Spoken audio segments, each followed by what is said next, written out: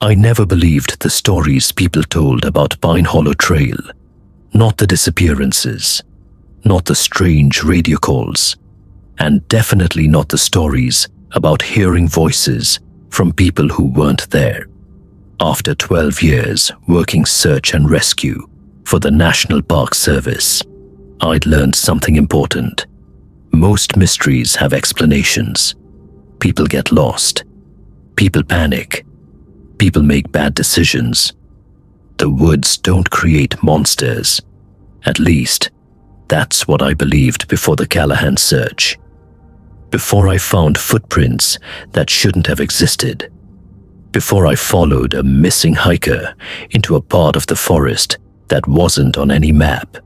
And before I heard my own voice calling to me from somewhere deep in the darkness.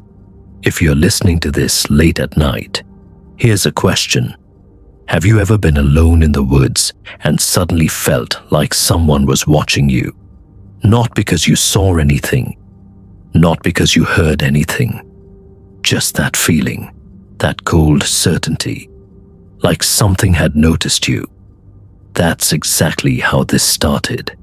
And looking back now, I wish I'd listened to that feeling. It was late October. The tourist season was winding down, and most of the summer crowds had disappeared. The mountains were quiet, too quiet. The kind of quiet that makes every snapped twig sound like a gunshot. I was finishing paperwork at the ranger station when dispatch called. A 27-year-old hiker named Daniel Callahan had failed to return from a day hike. Nothing unusual about that. It happened more often than people realize. Most missing hikers are found within a few hours, usually embarrassed, usually dehydrated, sometimes angry because they think the forest somehow moved the trail. Trust me, people will blame literally anything except their own sense of direction. By sunset, our search team was assembled. 6 rangers, 2 volunteers, 1 canine unit, standard procedure. The weather forecast predicted temperatures dropping below freezing overnight. That meant urgency. A lost hiker can survive being lost. A lost hiker in freezing temperatures, that's a different story. We began searching shortly after dark. Daniel's vehicle was still parked at the Pine Hollow trailhead. His backpack wasn't inside. Neither was his emergency gear. According to his wife, he was experienced, prepared, careful, the type of person who shouldn't have vanished. But people don't disappear because they're careless. Sometimes they disappear because they make one mistake, one wrong turn, one decision, one moment of bad luck. As we moved deeper along the trail, the canine picked up a scent almost immediately. Good sign. The dog pulled hard toward the northern ridge, the direction Daniel had reportedly planned to hike. Everything seemed routine, normal, until we found the first footprint. At first glance, it looked human, but something about it bothered me. The shape wasn't right. The stride wasn't right. And the deeper I looked, the more uncomfortable I became. The print was nearly 16 inches long. Far too large for Daniel. Far too large for anyone. Maybe somebody's messing around with fake tracks, one volunteer suggested. I wanted to agree, I really did. But fake tracks don't sink 6 inches into frozen soil. The footprint looked heavy, like whatever made it carried an impossible amount of weight. I remember staring at it longer than I should have. Something about it felt wrong. The same way you might look at a photograph and realize something is slightly off without knowing exactly what. Eventually, we continued, because that's what search teams do. You keep moving, you keep looking, and you ignore the little voice telling you something isn't right. Around midnight, we reached a section of forest where the trail narrowed between dense pine trees. The radio crackled, then died. Static swallowed every channel. Great, one ranger muttered. Exactly what we need. Everyone laughed. A quick joke, a tension breaker. Funny how humans do that. When things get scary, we make jokes. As if humor somehow keeps the darkness away. It doesn't. The woods remained silent. No wind, no animals, no distant sounds, nothing. And that's when the canine stopped moving. The dog froze. Completely. Its ears flattened, its tail tucked. Then it began backing away. Now, if you've never worked around search dogs, understand something. These animals are fearless. They crawl through ravines. They chase scents through storms. They don't get scared easily. But this dog looked terrified. The handler knelt beside it, tried calming it. The dog wouldn't move. It just stared into the trees ahead, watching, waiting, as though it saw something none of us could. And then, we heard a voice, faint, distant, almost lost in the darkness. Help. Every flashlight snapped toward the sound. The voice came again, weak, desperate. Please, help me, Daniel. Or at least it sounded exactly like Daniel. The team immediately moved toward the voice, but after only 30 yards, I noticed something strange. The voice wasn't getting closer. No matter how fast we moved, no matter how carefully we listened, it stayed the same distance away, always ahead, always just beyond reach. And that's when I realized something that made my stomach drop. The voice wasn't calling for help anymore. It was calling our names. Mike. The voice drifted through the trees. Every member of the team froze. It wasn't asking for help anymore. It was calling us by name, one by one. The canine began growling and backing away. Then we saw a flashlight moving between the pines ahead. At first, I thought it was Daniel, but something felt wrong. The beam never moved from our faces. Whoever carried it seemed able to walk through dense forest without ever looking where they were going. We followed for nearly a minute before the light suddenly vanished. No footprints, no broken branches, nothing. Then our radios crackled back to life. Dispatch informed us that another search team had located Daniel nearly a mile south of our position. For several seconds, nobody spoke. If Daniel was south, who had been calling to us from the north? We immediately changed course. The entire walk back felt wrong. Every so often, I'd hear footsteps, matching ours from somewhere beyond the trees. Whenever we stopped, they stopped too. Just before dawn, we reached the other team. Daniel was alive but badly shaken. Later, while giving his statement, he told us he had spent the night running from people who looked familiar. At first, he'd seen his wife standing between the trees, then his brother, then his father. Each one called his name and tried convincing him to follow them deeper into the forest. The closer he got, the less human they appeared, so he ran and hid until sunrise. The search officially ended that morning. A few weeks later, the northern section of Pine Hollow Trail was closed due to safety concerns. No further explanation was ever given. I've worked dozens of rescue operations since then. Most have logical explanations, some don't. But I still remember one thing. As our team left the forest that morning, I looked back one final time. Standing between the trees was a figure wearing a ranger uniform, watching us, motionless, too far away to identify. The moment I raised my flashlight, it stepped behind a tree and never came back out. I shouldn't have looked back at the tent, because what I saw standing outside it had my wife's face. But I knew my wife was sleeping inside the tent with me. That's the part I still can't explain. My name is Eric Lawson. I've been a park ranger for 15 years. I've seen people get lost, hurt, and terrified. But I've never seen a forest lie to people. Not until Black Cedar National Park. It started at the end of October, when the nights got longer and the tourists disappeared. That's when the first report came in. A woman at Pine Ridge campground called dispatch, her voice shaking so badly she could barely speak.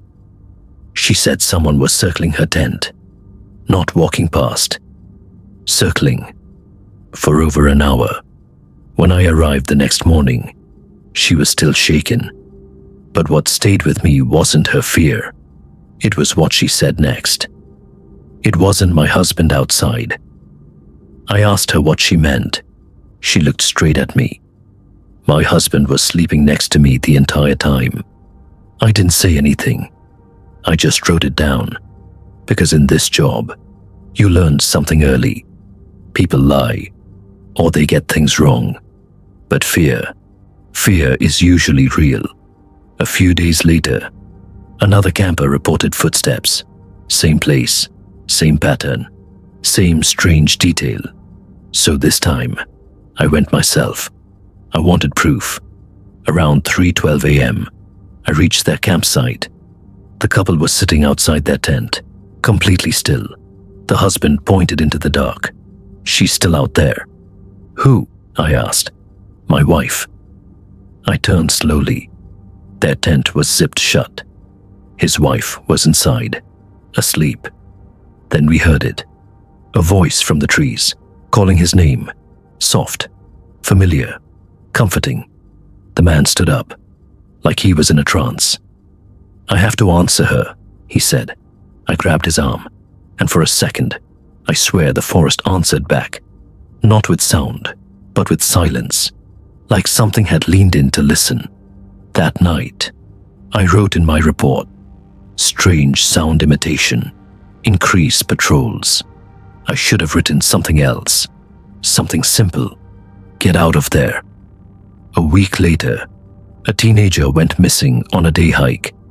He came back 12 hours later, 14 miles away. No memory. Just one sentence. It wasn't my friend calling me. Then he stopped talking about it. That's when I saw the pattern. Everyone who heard the voices heard someone they trusted. Someone dead. Someone far away. Someone impossible. And every time they followed it, they came back different. Not in their body, but in their mind. Like something had touched their thoughts. Then Ranger Thomas Reed went on patrol near Hollow Creek. He never came back. His last message was simple. I found the source. Pause, then static, then, oh God, it knows my voice. Silence. Search teams found nothing. No body, no gear, just an empty trail. 6 months later, I found his radio in a ravine, blood on the antenna, and a whisper still trapped inside it. Don't let it see you. Then the radio shut off by itself. That's when things got worse. Because now, it wasn't just voices in the woods. It was talking back. I was alone on patrol when my radio filled with static again. Then, Eric. I stopped walking. No one at dispatch calls me Eric, except one person. And he's been dead for 8 years. The radio said it again. Eric. Then another voice answered from inside it. Same tone, same sound. Like it was coming from the radio itself. You followed the voice too. I froze. The radio kept going. Thomas stayed. A pause. Kelly stayed. Another pause. You'll stay. I dropped the radio and ran. That's when I understood something terrible. It wasn't calling us into the forest. It was collecting us. The next morning, I went back to work like nothing happened. Because that's what you do when you don't have answers. You pretend you don't need them. 2 nights later, I responded to a report at Hollow Creek. That's where I saw the cabin.